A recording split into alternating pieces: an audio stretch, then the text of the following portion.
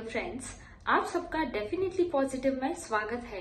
तो जैसा कि आप जानते हैं कि मैंने एक लेक्चर सीरीज शुरू की है जिसमें हम डेली न्यूज एनालिसिस करेंगे और इसमें हम राजस्थान पत्रिका और द हिंदू, इसके अलावा जो भी एग्जाम पॉइंट ऑफ व्यू से इम्पोर्टेंट आर्टिकल्स होते हैं उनको कवर करेंगे। और ये जो न्यूज एनालिसिस है ये पर्टिकुलरली आरपीएससी एस्पिरेंट्स और आरएएस एस्पिरेंट्स है उन सबके लिए काफी हेल्पफुल साबित होंगे। तो प्लीज चैनल को सब्सक्राइब करें and stay tune for more such updates. तो चलिए चलते हैं हम अपने न्यूज़पेपर की ओर। पहली न्यूज है कि तस्वीर और टेक्स्ट को देखकर हो पाएगा जनरेट कंटेंट।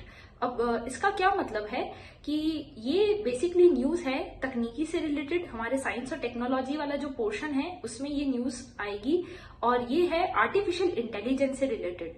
तो इसमें ये है कि जो चैट जीपीटी है, आपने सुना होगा बहुत समय से न्यूज में चल रहा था, ओपन एआई जो एक स्टार्टअप है उसने इस चैट जीपीटी को लाया था और उसके बाद में अब GPT-4 चर्चा में आ रहा है। ओपन एआई स्टार्टअप के द्वारा ही इसको बनाया गया है। तो ये क्या होता है पहले हम ये समझते हैं। तो चैट जीपीटी है उसके बारे में आपने सुना होगा कि वो काफी जैसे गूगल या इस पे हम कोई भी चीज, वो एक जैसे हम किसी इंसान से बातचीत करते हैं उस तरीके से उसके साथ चैट कर पाएंगे।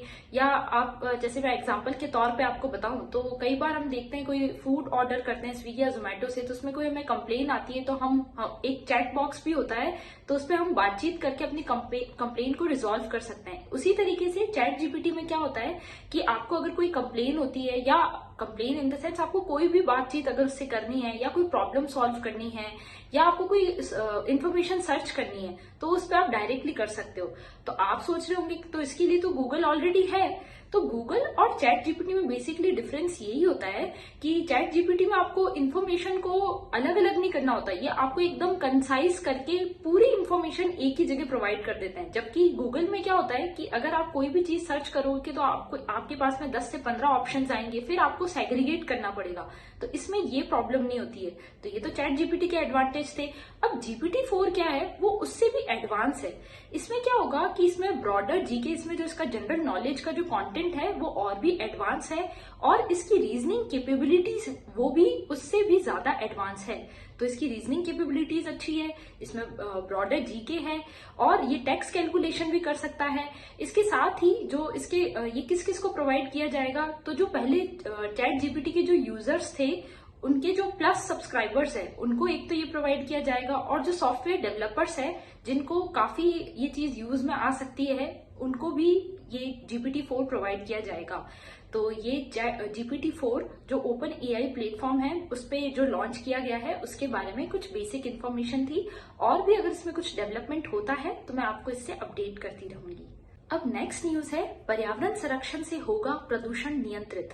तो इस न्यूज में बेसिकली IQ एयर द्वारा एक रिपोर्ट पब्लिश की गई है, वर्ल्ड एयर रिपोर्ट। उसके बारे में बताया गया है कि विश्व के 50 प्रदूषित शहरों में भारत के 39 शहर शामिल हैं, जो कि काफी कंसर्निंग इश्यू है।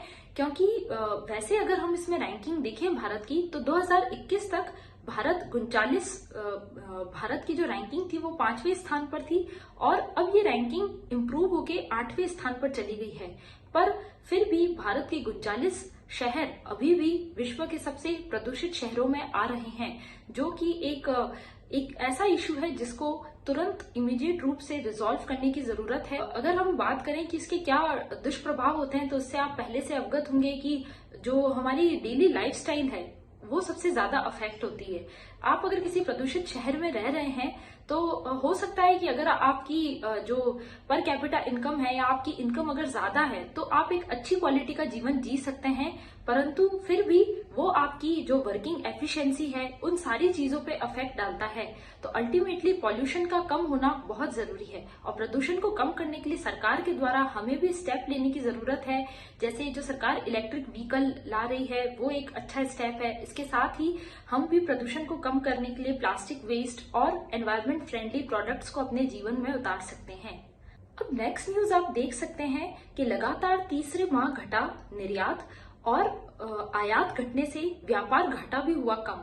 अब इस प्रकार की जो न्यूज होती है, इसमें जो डेटा आता है, जैसे कि इस बार अगर हम निर्यात की बात करें तो वो 8.8% की रेट से कम हुआ है और जो आयात है वो 8.2% की रेट से कम हुआ है।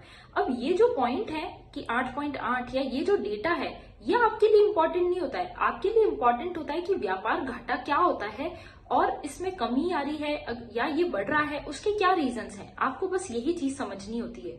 तो अगर मैं इस आर्टिकल की पर्टिकुलरली बात करूं तो इसके हिसाब से ये कहा गया है कि व्यापार घाटा जो होता है, पहले मैं आपको वो बताती हूँ कि वो क्या होता है। तो ट्रेड डेफिसिट या व्यापार घाटा होता है जो एक्सपोर्ट माइनस इंपोर्ट, अगर ये रहता है तो हमें फायदा होगा, मतलब व्यापार में घाटा नहीं होगा। अगर भारत के पूरे परिप्रेक्ष्य में बात करें, अगर हम निर्यात ज्यादा करेंगे और आयात कम करेंगे तो हमें फायदा होगा, और यदि हम आयात ज्यादा करेंगे और निर्यात कम करेंगे तो हमें नुकसान होगा। तो ये व्यापार घाटा कहलाता है। तो अभी जो भारत के परिप्रेक्ष्य में बात करूं तो हमारा निर्यात भी कम हुआ है और आयात भी कम हुआ है। निर्यात कम होने के पीछे रीजन ये है कि जैसा आप देख सकते हैं कि अभी अमेरिकन और जो यूरोपियन देश है वहां सिग्नेचर बैंक और सिलिकॉन वैली बैंक, इस तरीके के बैंक लगातार बंद हो रहे हैं। तो एक आर्थिक मंदी जैसी स्थिति उत्पन्न हो रही है। इसके अलावा रशिया यूक्रेन वॉर भी हुआ है, तो इस वजह से यूरोपियन और अमेरिकन देशों में आर्थिक मंदी जैसी स्थिति उत्पन्न हुई है। तो जो इंडिया से एक्सपोर्ट होता है, बेसिकली जो इंजीनियरिंग गुड्स हो गए, यानी कि जो इंजीनियरिंग वस्तुएं हो गई, जेम्स और ज्वेलरी, जेम्स और जो ज्वेलरी वाले प्रोडक्ट्स हो गए, उन सब का जो निर्यात होता था वो भी काफी कम हो गया है। और जो ऑयल है, इंडिया ऑयल का भी एक्सपोर्ट करता था, वो भी कम हो गया है। और अगर हम इंपोर्ट की बात करें, यानी आयात की बात करें, तो सोने का आयात तो बड़ा है, पर ओवरऑल हम देखें तो भारत में आयात कम हुआ है। तो ये कुछ डेटा था, आप इस पर्टिकुलर स्लाइड में भी देख सकते हैं, नेक्स्ट वाली में, कि इसमें आयात और निर्यात इनके बीच में जनवरी और फरवरी 2021 और 22 के डेटा को कंपेयर किया गया है। और ट्रेड डेफिसिट यानी व्यापार घाटा, वो भी दिखाया गया है कि पिछले साल के जनवरी फरवरी माह और इस साल के जनवरी फरवरी माह का जो ट्रेड डेफिसिट है, व्यापार घाटा, वो कम हुआ है। पर ये एक हम कहेंगे कि ये इतना पॉजिटिव भी नहीं है, क्योंकि इसमें हमारा आयात भी कम हुआ है और निर्यात भी कम हुआ है। तो ये एक जो विश्व के परिप्रेक्ष्य में हम बताएं तो विश्व जो आर्थिक मंदी की तरफ जा रहा है उसको भी दर्शाता है। तो देखते हैं आगे और क्या क्या डेवलपमेंट्स होते हैं, उसके बारे में मैं आपको बताती हूँ। अब नेक्स्ट आर्टिकल है, ये पर्टिकुलरली इंडियन एक्सप्रेस में पब्लिश हुआ था। ये है India's first indigenous quadruped robot and exoskeleton. तो इसमें सबसे पहले हमें ये समझना होगा कि क्वाड्रूप्ड रोबोट और एक्सोस्केलेटन आखिर होते क्या है। तो ये दोनों बेसिकली रोबोट्स होते हैं और इनके मल्टीपल यूज होते हैं, जैसे कि ये इंडस्ट्रीज में भी यूज हो सकते हैं, हेल्थ केयर सेक्टर में यूज हो सकते हैं, एजुकेशन सेक्टर में यूज हो सकते हैं, इसके साथ ही डिफेंस सेक्टर में भी यूज हो सकते हैं। तो ये रोबोट होते हैं और इनकी मैंने, आप देख सकते हैं स्लाइड्स में पिक्चर्स भी दिखाई है, उन पिक्चर्स को भी आप देख सकते हैं। तो ये जो रोबोट्स होते हैं इनको अभी अभी इंडिजीनियसली, यानी कि भारत में पहली बार खुद अपने मेक इन इंडिया की तरफ जाते हुए भारत ने खुद ने इसको डेवलप किया है। जो हैदराबाद की सव्या रोबोटिक्स है उसने, प्लस डीआरडीओ लैब्स और उसके साथ ही R&D एस्टेब्लिशमेंट पुणे, इन सब ने मिलके इस क्वाड्रूप्ड रोबोट को विकसित किया है। अब क्वाड्रूप्ड रोबोट में क्या होता है, इसके 4 पांव रहते हैं और ये 25 केजी तक का वजन ढोने में सक्षम होता है। और इसके क्योंकि 4 पांव रहते हैं तो कोई भी रफ टेरन हो, यानी कैसी भी अनइवन सरफेस भी हो या पहाड़ी एरिया हो, कैसा भी एरिया हो, वहां पे भी ये अच्छे से ट्रेवल करके सैनिकों के साथ में सामान को ले जाने में सक्षम होगा। तो जो सैनिकों का जो श्रम होता है, हमारे जो सैनिक पहाड़ी क्षेत्र में तैनात होते हैं, उनका श्रम भी कम होगा। तो इस तरीके से डिफेंस सेक्टर में भी यूज हो सकता है, साथ में इंडस्ट्रीज में भी कोई माल ढोने में भी इसका यूज हो सकता है।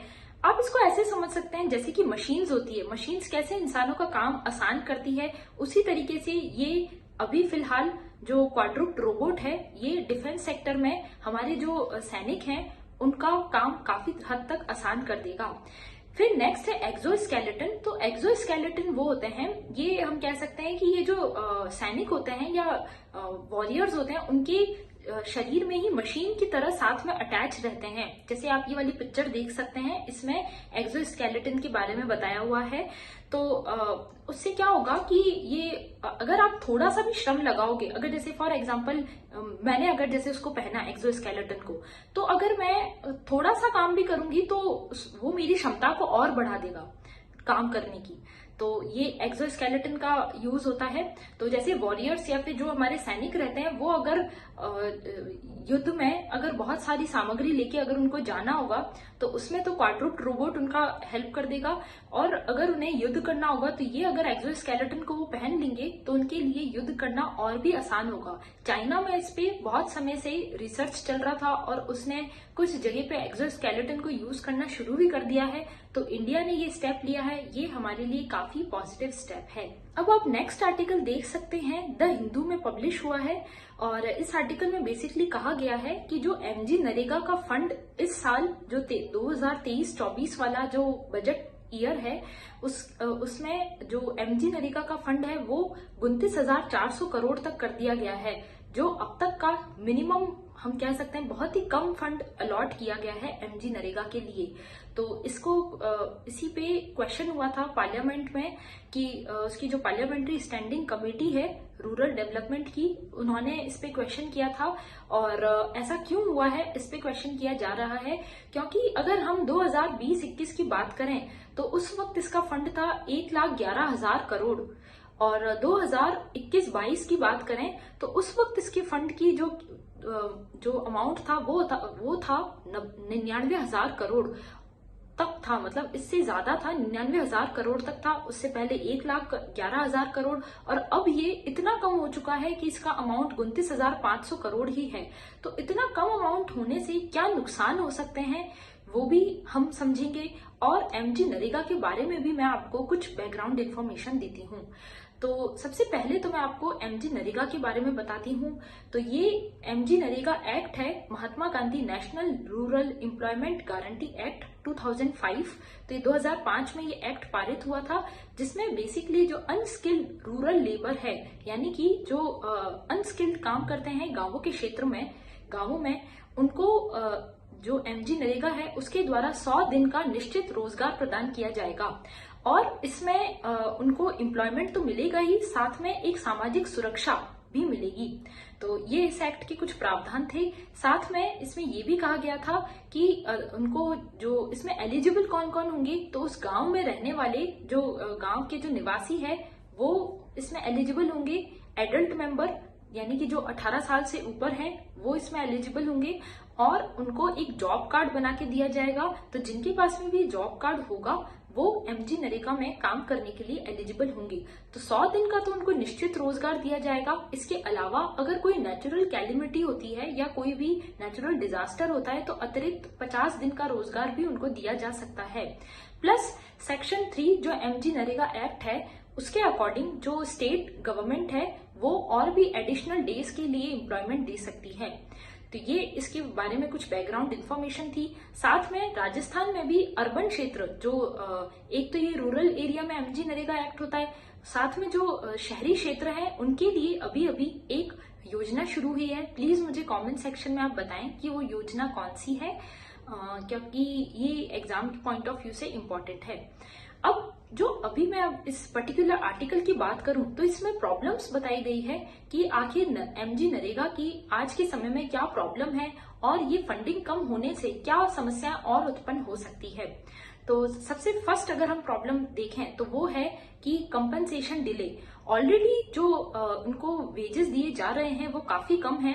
अगर हम देखें 21 जो राज्य हैं उसमें से 17 राज्य हैं उसमें जो मिनिमम एग्रीकल्चरल लेबर्स को राशि प्रोवाइड की जाती है, वेजेस जो उनको दिए जाते हैं वो ऑलरेडी कम है। तो उससे भी कम एमजी नरेगा के द्वारा दिया जा रहा है और फिर उसमें अगर डिले होता है, अगर वो देरी से दिया जाता है तो ये बहुत ही गलत है। तो ये इसकी मेजर प्रॉब्लम है। सुप्रीम कोर्ट ने भी 2016 में कहा था एक जजमेंट में कि अगर उनको एमजी नरेगा में जो वर्कर्स काम कर रहे हैं, जो अनस्किल्ड लेबर्स काम कर रहे हैं, अगर उनको समय पर राशि नहीं दी जाती तो ये बेकार के समान है। तो ये इसकी मुख्य समस्या है। साथ में जेंडर पैरिटी का भी इशू है, यानी जो फीमेल और मेल वर्कर्स हैं उनको उनके बीच में जो उनको दिया जाता है धनराशि, जो वेजेस दी जाती है, वो भी उसमें भी काफी डिफरेंस है। एनएसएसओ के द्वारा एक रिपोर्ट पब्लिश की गई थी, उसमें कहा गया था कि ये जो 2017 का डेटा है कि 22% से ज्यादा वेजेस का डिफरेंस दोनों मेल और फीमेल के बीच में देखने को मिलता है। अब नेक्स्ट न्यूज आप देख सकते हैं कि क्रेडिट स्विस बैंक भी सिलिकॉन वैली बैंक की राह पर चल रहा है, क्योंकि इसके शेयर 25% से ज्यादा कम हो गए हैं। और अगर हम मंडे से देखें तो 40% से ज्यादा इसके शेयर गिर गए हैं। और अगर हम 2021 से कंपेयर करें तो इसके शेयर 90% से ज्यादा गिर गए हैं, जो कि काफी चिंतनीय विषय है।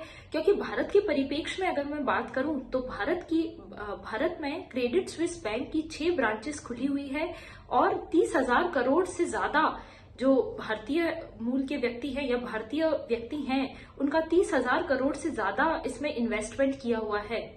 तो इतना ज्यादा निवेश इस बैंक में है और इसके शेयर कंटिन्यूसली गिर रहे हैं। तो ये एक चिंतनीय विषय है, क्योंकि silicon valley bank, signature bank, इनके बाद में ये एक यूरोपियन बैंक है, स्विट्जरलैंड का सेकंड बिगेस्ट बैंक है। अगर इसमें भी इस तरीके की समस्या उत्पन्न होती है तो ये एक जो विश्व परिप्रेक्ष्य में एक मंदी जैसी स्थिति उत्पन्न कर सकता है और इससे भारतीय नागरिक हैं उनको भी इससे काफी नुकसान हो सकता है, क्योंकि उनका भी बहुत अधिक निवेश इसमें पड़ा है।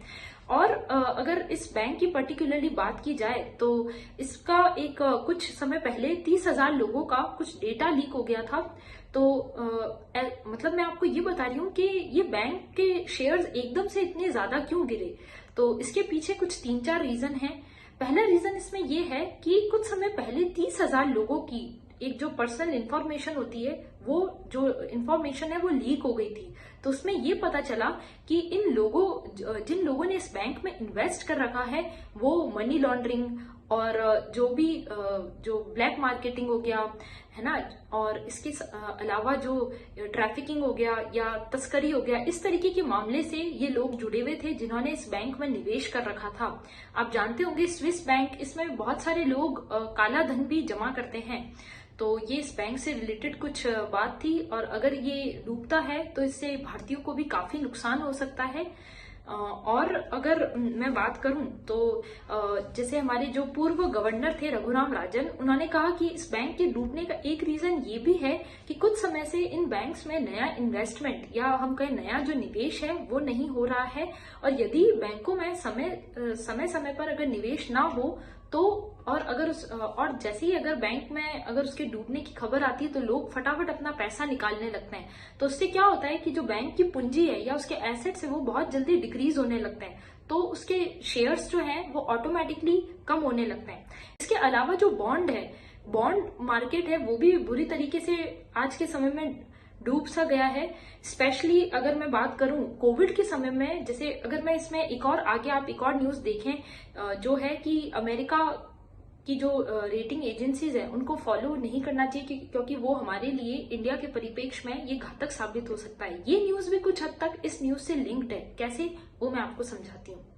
देखिए, तो बात ये है कि जैसे अमेरिका का सिग्नेचर और सिलिकॉन वैली बैंक है वो भी अभी डूब गया, उसके बाद में स्विस बैंक वो भी अभी डूब गया।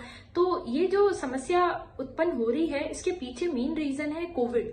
तो कोविड के समय में क्या हुआ था कि जो फेडरल रिजर्व बैंक है यूएस का, उसने अपना जो इंटरेस्ट रेट थी वो एकदम जीरो कर दी थी, एकदम जीरो के बराबर कर दी थी। तो उससे क्या हुआ कि जो कंपनीज थी, जैसे ये बैंक हो गए और जो दूसरी कंपनीज थी, उन्होंने क्या किया, बॉन्ड मार्केट में इन्वेस्ट करना शुरू किया। उन्होंने बहुत जल्दी बॉन्ड को खरीद लिया।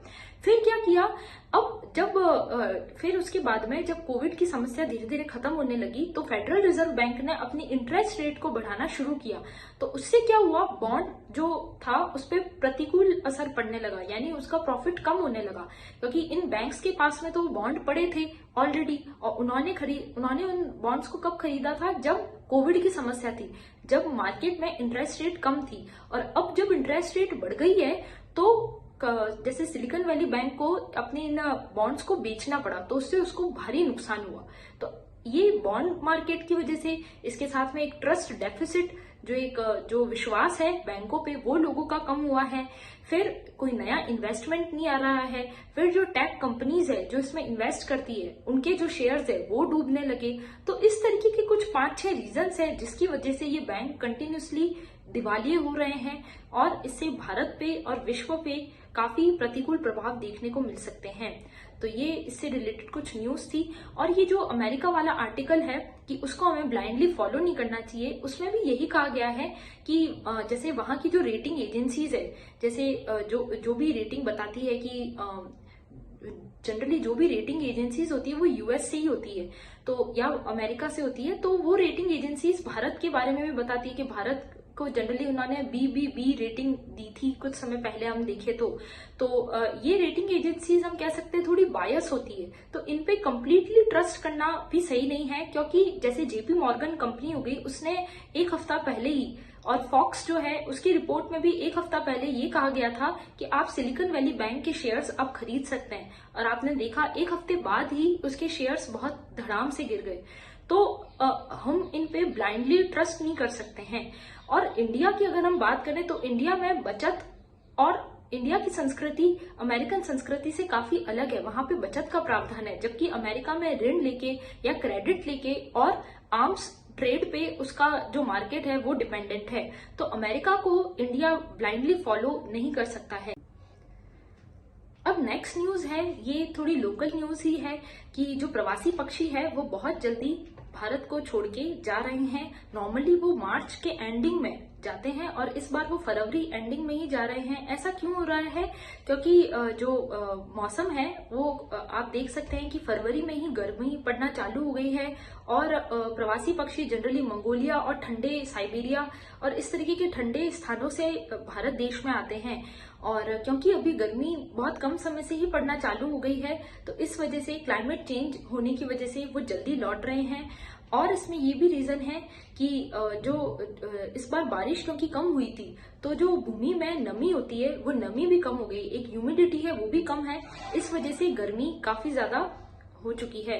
और एक वेस्टर्न डिस्टर्बेंस है, वो सिस्टम भी थोड़ा कमजोर हो गया है। तो ये कुछ 3-4 रीजंस है जिस वजह से इस बार गर्मी ज्यादा पड़ रही है और प्रवासी पक्षी भी जल्दी लौट रहे हैं। तो ये कुछ न्यूज थी आज की। आई होप सो आपको ये सीरीज पसंद आ रही होगी। अगर आपका कोई भी इस लेक्चर से रिलेटेड कोई भी डाउट हो या आप कोई भी फीडबैक देना चाहते हैं तो प्लीज कमेंट सेक्शन में मुझे बताएं। I will make sure to apply that feedback. And thank you and stay tuned and please subscribe to my channel.